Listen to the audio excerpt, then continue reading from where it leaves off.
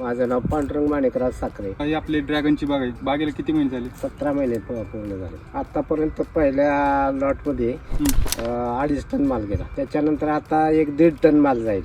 आता हे दुसऱ्या लॉटला 1.5 टन माल गेला. टोटल आता 2.5 टन गेलाय आणि आता 1.5 टन अजून ह्या लॉटला 1.5 टन निघाला. 4 टनापर्यंत जातोय पहिल्याच भराला. पहिल्याच भार. रेट मला 120 रुपये, 110, 100 रुपये मिळाला. आपल्या रेट मध्ये आणि केमिकलवर ड्रॅगन पिकवलं जात काय फरक वाटतो? फरक वाटतोय.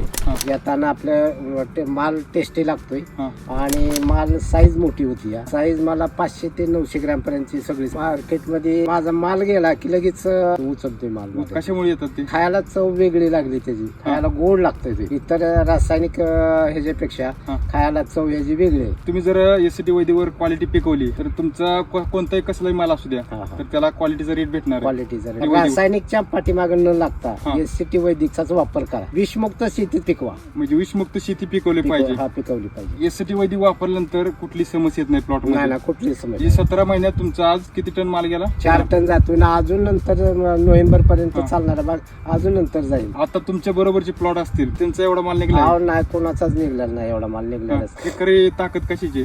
खरी ताकद एसटी वैदिकची ताकद. म्हणजे एसटी वैदिक वर शेती केली पाहिजे तर आपण आनंदाने शेती करू शकतो. शकतो. धन्यवाद. धन्यवाद.